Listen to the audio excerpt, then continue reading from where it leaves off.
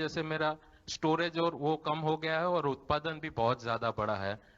वो आप उसके खूब खूब धन्यवाद है सर। कितने पशु हैं प्रजापति जी आपके पास?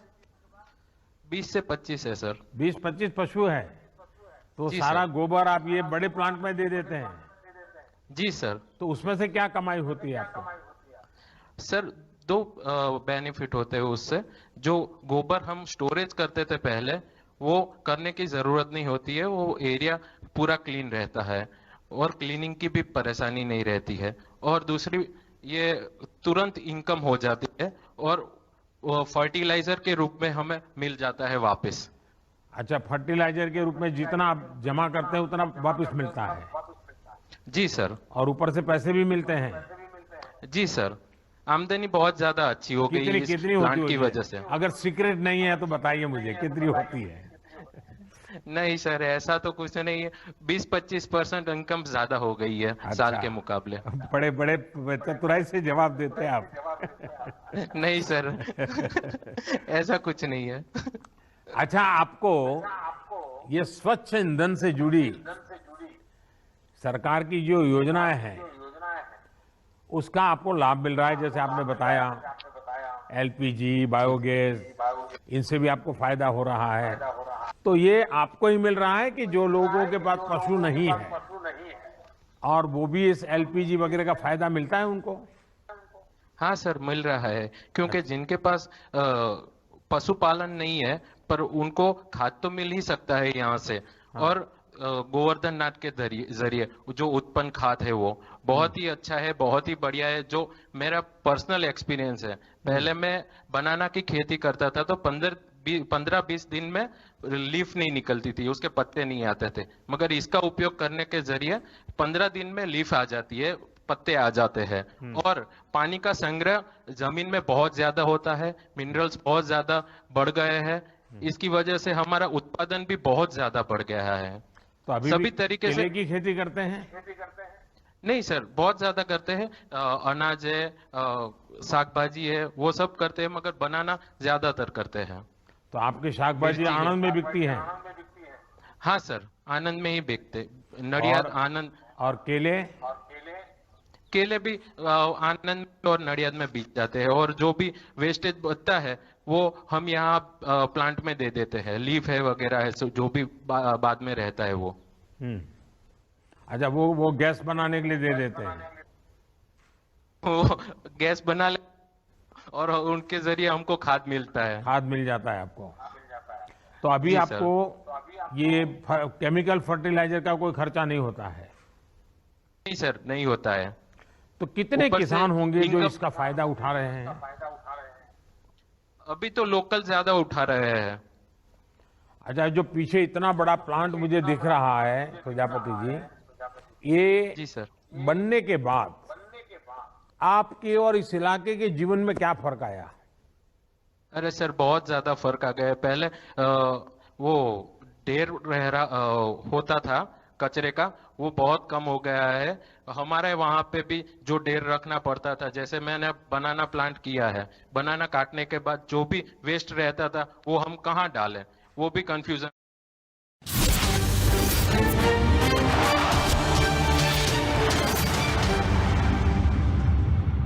और शिपिंग कंपनी ने मिलकर समंदर के भीतर तेल के रिसाव को रोकने के लिए जहाज के आसपास बूम कंटेनमेंट बनाए हैं, जिससे तेल रिसाव की रफ्तार को कम किया जा सके। समंदर के आसपास के इलाके में जो फैला ऑयल है उसको आगे बढ़ने से रोका जा सके, इसलिए कई जगहों पर इन्होंने बूम लगा के रखा हुआ है। बूम यानी वो चीज जिससे ऑयल को फैलने से रोका जाता है, और बूम लगा के रखा हुआ है ताकि कॉर्डन करके इसको रोका जा सके। जब तक इस पूरे परिसर को क्लीन नहीं किया जाता है तब तक चारों तरफ इन्होंने कॉर्डन करके रखा हुआ है। गेल कंस्ट्रक्टर में लदे हजारों लीटर तेल में रिसाव शुरू होने के बाद मुंबई के दहानू और पालघर में मछुआरों के सामने बहुत बड़ा संकट खड़ा हो गया है। यहाँ के मछुआरों का दावा है कि करीब 4 महीने तक उनकी बोट समंदर में नहीं जा सकती, क्योंकि मानसून में उन्हें समंदर में जाने की सख्त मनाही होती है। ऐसे में वो समुद्र तट के आसपास मछली पकड़कर अपना पेट भरते हैं, लेकिन तेल रिसाव के बाद अब समुद्र के तटों पर मछलियां भी नहीं आएंगी, क्योंकि तेल की वजह से मछलियां या तो मर जाएंगी या वो इस पानी से बचकर तटों से दूर ही रहेंगी। ऐसे में मछुआरों के सामने रोजी रोटी के संकट का खतरा है। जो इस समय मछलियां आती हैं वो खाने लायक नहीं है और इसलिए जिनके घरों में मछलियां ऐसी गई हुई थी उनको बाहर फेंक दिया गया है। और अब ये लोग कह रहे हैं कि इस पूरे मामले में चूंकि इनकी गलती नहीं है और इनका अब इनको काफ़ी नुकसान हो रहा है और ऐसे में सरकार हो या कंपनी हो उन सबको इनका हर्जाना भरना चाहिए। क्या आप लोग इसका मुआवजा चाह रहे हैं उसको लेकर के, जिस तरीके से आप कह रहे हैं कि इतने दिन का जो नुकसान हुआ है और अब सामने बारिश है, बारिश में आप लोग समंदर में नहीं जा सकते और ऐसे में इस नुकसान की भरपाई होनी चाहिए? हाँ, भरपाई तो होने चाहिए।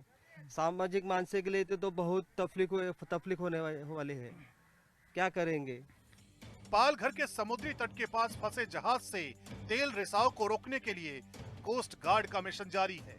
हेलीकॉप्टर से इस बात की निगरानी हो रही है कि जहाज से तेल फैलने की रफ्तार और उसका दायरा कितना है। फिलहाल करीब 50 मीटर तक समुद्र में तेल फैल चुका है। शिपिंग कंपनी के मुताबिक स्थिति कंट्रोल में है, क्योंकि जहाज का टैंक सलामत है। अगर टैंक टूट जाता तो तेल के रिसाव को रोकना बहुत मुश्किल हो जाता। हालांकि रेस्क्यू टीम के सामने ऐसी कोई चुनौती अब तक नहीं आई है, लेकिन तेल के रिसाव को समुद्र में रोकने के लिए एक खास केमिकल का छिड़काव किया गया है। इसकी वजह से पानी में बह रहे तेल के दायरे को कंट्रोल किया जा सकता है। यह ऐसा केमिकल है जो प्रदूषित पानी में घुल चुके तेल के असर को कम करता है। इसके अलावा पानी वाले तेल के बहाव को भी कुछ हद तक कंट्रोल कर सकता है। ये बात किसी को भी हैरान कर सकती है कि टाउटे का असर अब तक मुंबई में देखा जा रहा है।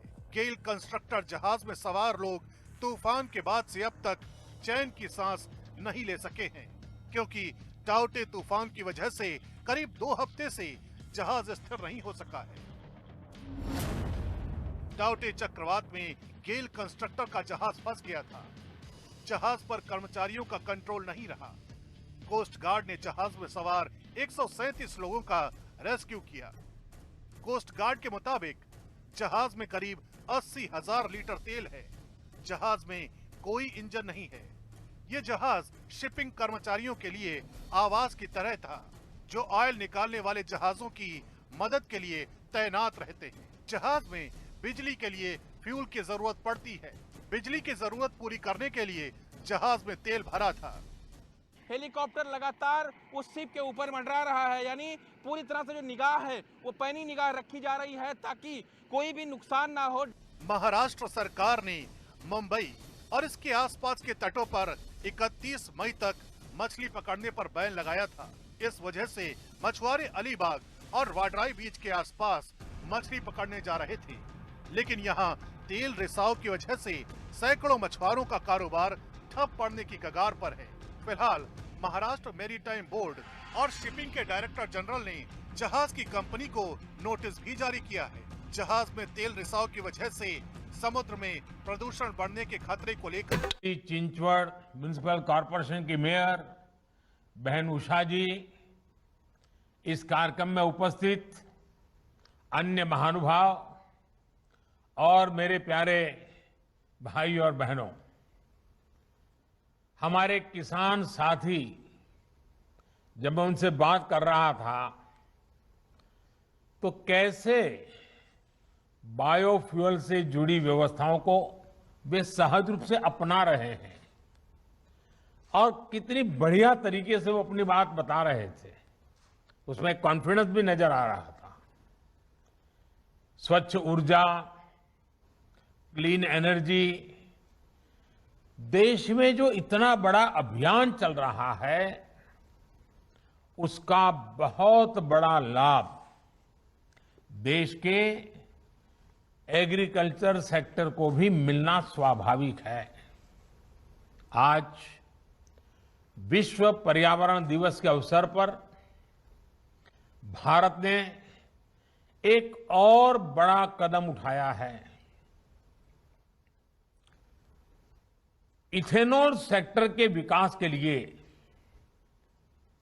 एक विस्तृत रोड मैप आज अभी मुझे जारी करने का सौभाग्य मिला है।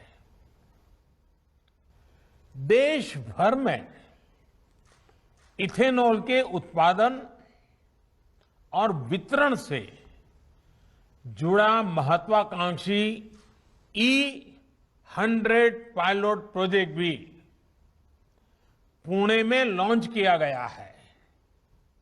मैं पुणे वासियों को बधाई देता हूं, पुणे के मेयर को बधाई देता हूं।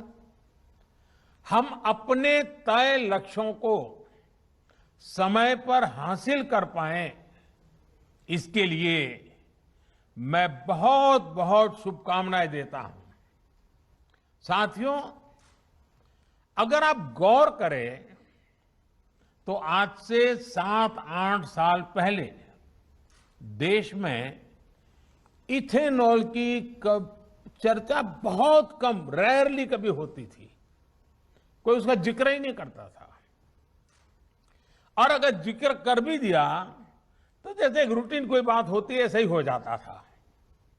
लेकिन अब इथेनॉल 21वीं सदी के भारत की बड़ी प्राथमिकताओं से जुड़ गया है। इथेनॉल पर फोकस से पर्यावरण के साथ ही एक बेहतर प्रभाव किसानों के जीवन पर भी पड़ रहा है। आज हमने पेट्रोल में 20% इथेनॉल ब्लेंडिंग के लक्ष्य को 2025 तक पूरा करने का संकल्प किया है।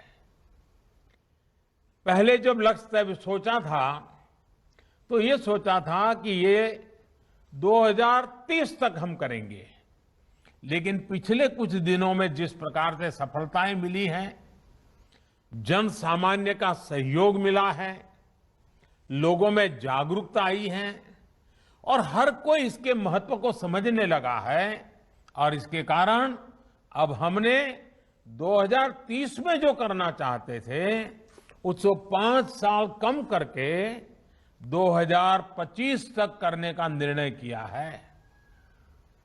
5 साल एडवांस। साथियों, इतने बड़े फैसले का हौसला बीते 7 सालों में देश ने जो लक्ष्य प्राप्त किए हैं, देश ने जो प्रयास किए हैं और उसमें से जो सफलता मिली है, उसी के कारण ये आज निर्णय करने की हिम्मत आई है। 2014 तक भारत में एवरेज औसतन सिर्फ 1-1.5% इथेनॉल की ही ब्लेंडिंग हो जा पाती थी। आज ये करीब करीब 8.5% तक पहुंच गया है।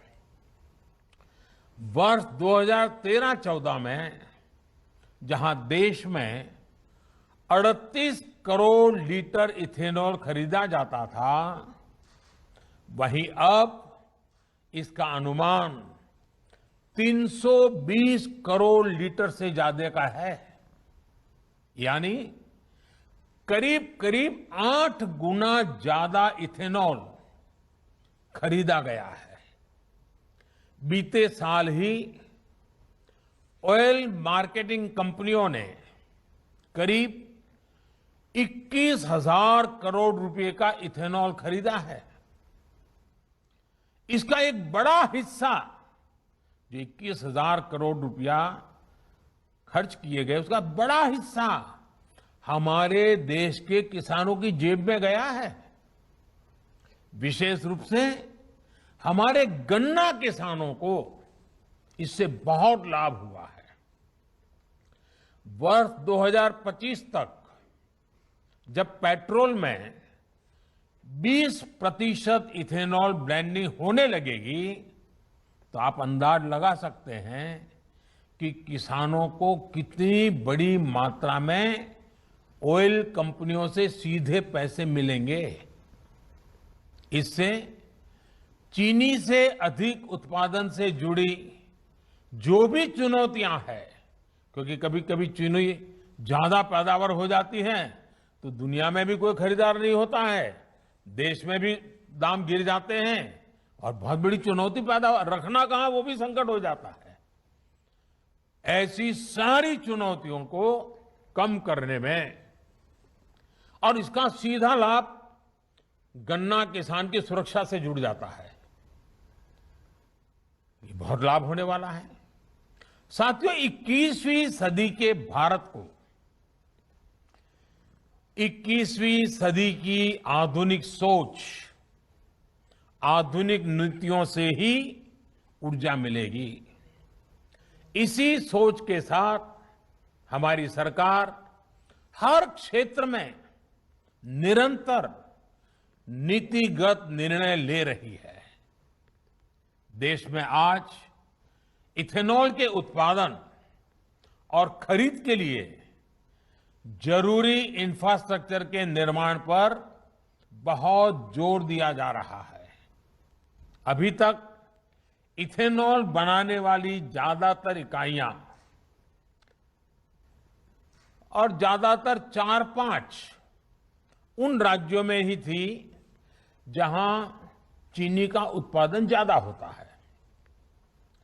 इसका विस्तार पूरे देश में करने के लिए जो सड़ा हुआ अनाज होता है, निकम्मा हुआ अनाज होता है, उसका उपयोग करते हुए फूड ग्रेन बेस्ड डिस्टिलरीज की भी स्थापना की जा रही है। एग्रीकल्चर वेस्ट से इथेनॉल बनाने के लिए भी देश में आधुनिक टेक्नोलॉजी आधारित प्लांट भी लगाए जा रहे हैं।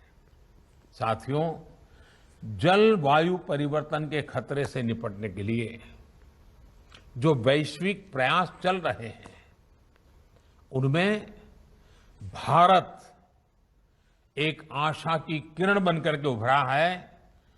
एक विश्वस्त मानव जात के कल्याण के लिए एक विश्वस्त साथी के रूप में आज भारत ने अपनी पहचान बनाई है। जो दुनिया कभी भारत को एक चुनौती के रूप में देखती थी, क्लाइमेट चेंज, भारत की इतनी बड़ी आबादी, लोगों को लगता है संकट यहीं से आएगा, आज स्थिति बदल गई। आज हमारा देश क्लाइमेट जस्टिस का अगुवा बनकर उभर रहा है। एक विकराल संकट के विरुद्ध बड़ी ताकत बन रहा है। वन सन, वन वर्ल्ड, वन ग्रिड, एक सूरज, एक सृष्टि और एक ग्रिड की व्यवस्था की विजन को साकार करने वाला इंटरनेशनल सोलर अलायंस, उसका निर्माण हो या फिर coalition for disaster resilient infrastructure की पहल हो, भारत एक बड़े वैश्विक विजन के साथ आगे बढ़ रहा है। क्लाइमेट चेंज परफॉर्मेंस इंडेक्स में भारत दुनिया के टॉप 10 कंट्रीज में, दुनिया के प्रमुख 10 देशों में आज उसने अपनी जगह बना ली है।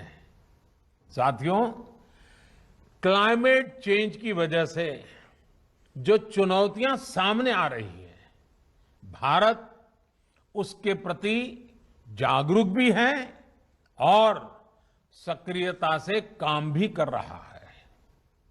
हम एक तरफ ग्लोबल साउथ में एनर्जी जस्टिस के प्रति संवेदनशीलता और ग्लोबल नॉर्थ के उत्तरदायित्वों के हिमायती हैं, तो दूसरी तरफ अपनी भूमिका का निर्वहन भी पूरी गंभीरता से कर रहे हैं।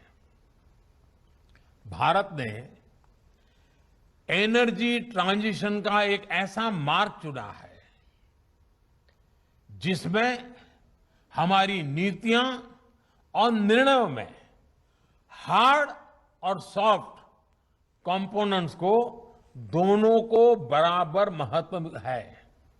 अगर मैं हार्ड कंपोनेंट की बात करूं तो भारत द्वारा तय किए गए बड़े बड़े लक्ष्य हो उन्हें लागू करने की अनप्रेसिडेंटेड स्पीड हो, ये दुनिया बहुत बारीकी से देख रही है। 6-7 साल में रिन्यूएबल एनर्जी की हमारी कैपेसिटी में 250% से अधिक की बढ़ोतरी हुई है।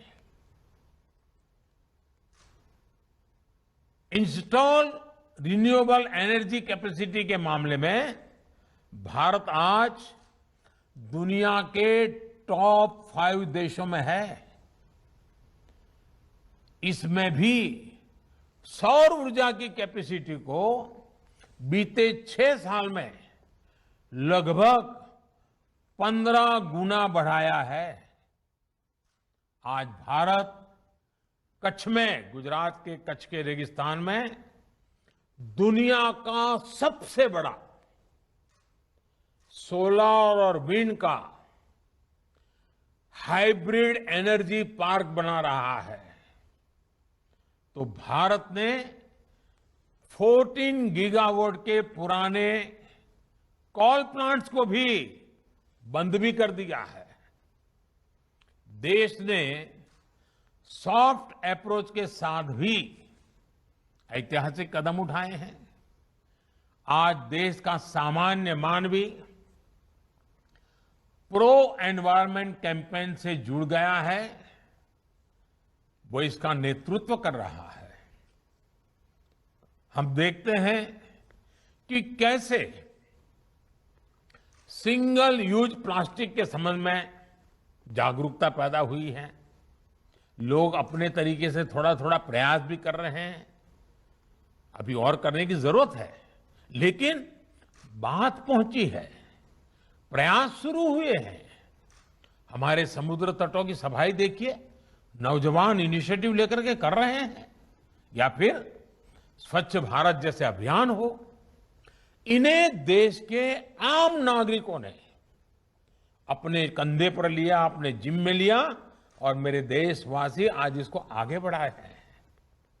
देश ने 37 करोड़ से अधिक एलईडी बल्ब और 23 लाख से अधिक एनर्जी एफिशिएंट पंखे, फैंस देने की वजह से पर्यावरण रक्षा का जो काम हुआ है, अक्सर उसकी चर्चा लोगों को करने की शायद आदत ही छूट गई है, लेकिन ये बहुत बड़ा चर्चा का विषय होना चाहिए। इसी तरह उज्ज्वला योजना के तहत करोड़ों परिवारों को मुफ्त गैस कनेक्शन मिलने से, सौभाग्य योजना के तहत बिजली कनेक्शन मिलने से, जो पहले चूल्हे में लकड़ी जला करके धुएं में जिंदगी गुजारनी पड़ती थी, आज उनकी इस लकड़ी को जलाने की निर्भरता काफी मात्रा में कम हुई है। इससे प्रदूषण कम होने के साथ ही स्वास्थ्य, और उसमें भी हमारी माताओं का और बच्चों का स्वास्थ्य और पर्यावरण रक्षण की दिशा में भी बड़ी मदद मिली है। लेकिन इसकी भी बहुत चर्चा नहीं हो पाती। भारत ने अपने इन प्रयासों से करोड़ों टन कार्बन डाइऑक्साइड के उत्सर्जन को रोका है और क्लाइमेट चेंज मिटिगेशन की दिशा